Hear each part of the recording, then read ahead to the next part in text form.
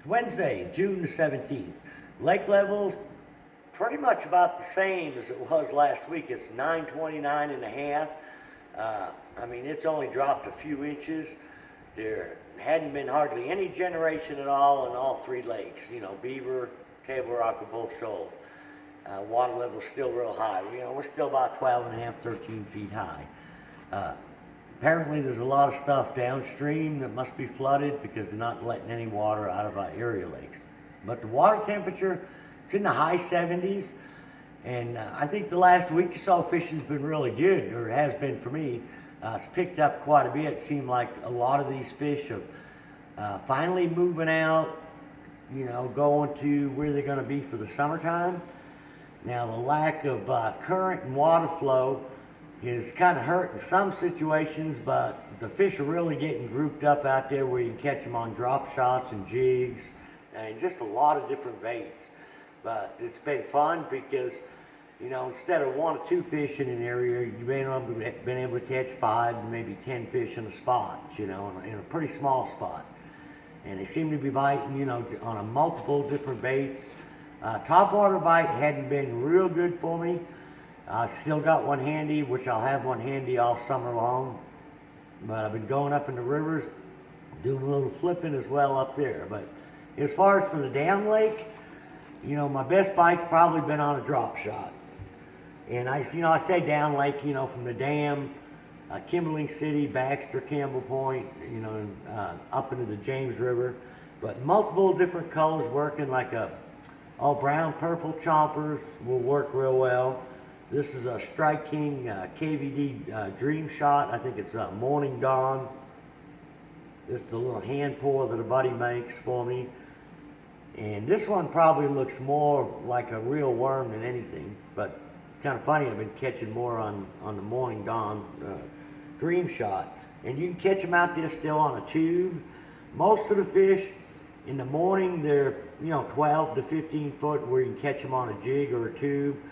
And it seemed like once that sun gets up about 7:30 or so, 8 o'clock, actually the fishing gets a little better. The fish are getting more bunched up out there about 22 to about 30 foot.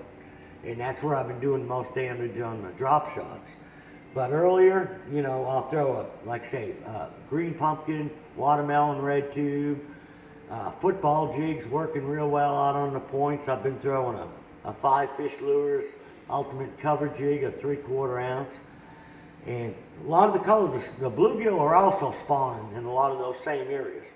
So depending on the water clarity, I like the color of this one. It's called a Magic Craw, and it's got a lot of blue and brown and a little green pumpkin mixed in with it. I think it works real well because there's a lot of bluegill out there in the same depth. And the same as far as flipping. I've been way up in the river flipping, and you don't necessarily have to go way up in the river. It's working for me in different parts of the lakes, but you got to get way back in there amongst the timber, or at least I have. I was fishing a lot of these areas where it was like people's backyards around some of the state parks, but a lot of that seems to be getting worked over pretty good. Seems like I've got to get in a little bit more out of the way places, but if I can get the boat back in there to where it's 5 to 10 foot deep, been catching them on a jig. And I know before I said I was having trouble catching them out of the green bushes, but I'm seeing a lot more bluegill in certain areas, and that's where this other color jig, this Okeechobee Craw, I'm throwing a 1/2 ounce, 5 fish lures, ultimate cover jig.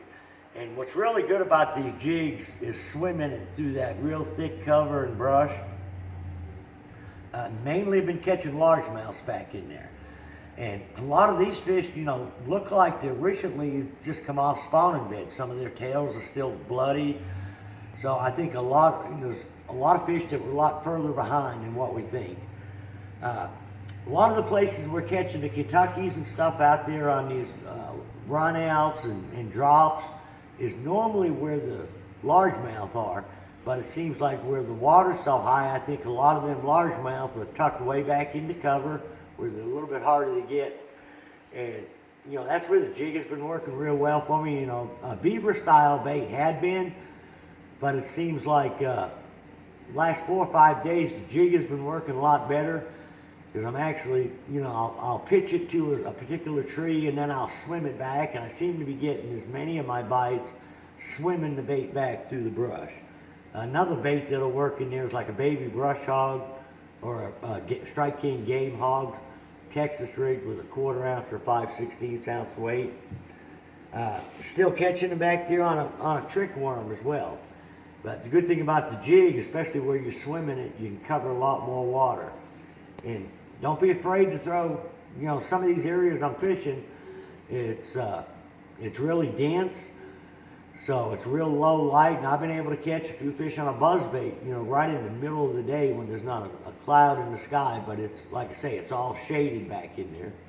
Also been able to catch some on a Strike King, a 2.5 and a 1.5 as well, especially if I'm up in the river arms. But, there's a lot of different things you can do, ways to catch fish. To me, it just seems like it's getting a lot easier. We've got Father's Day coming up this weekend.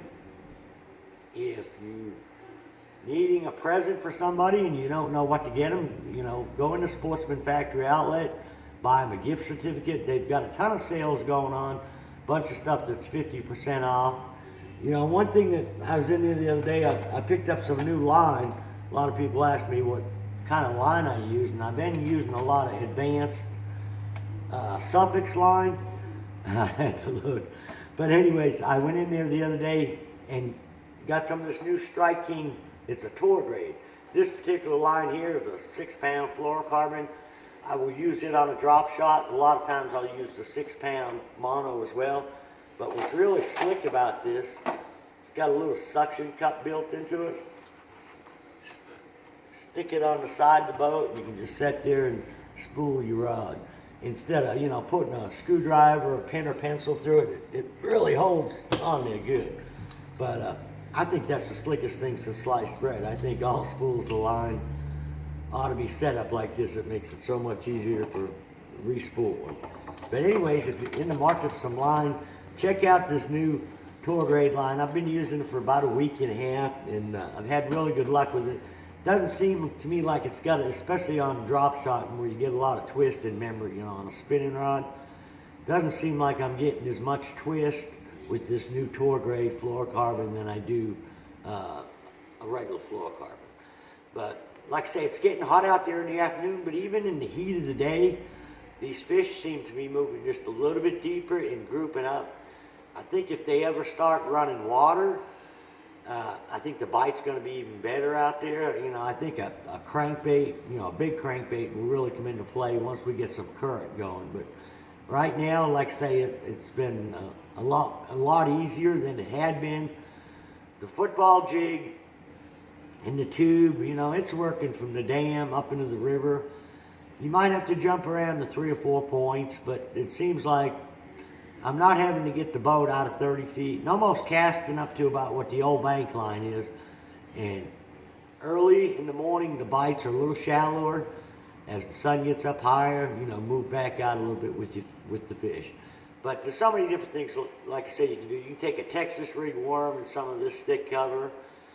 But, I have been catching more and more out of the cover than I had been. And I think a lot of that reason is because the bluegill is spawning and the bass are back in there feeding on the bluegill. So, till next week, good luck, good fishing.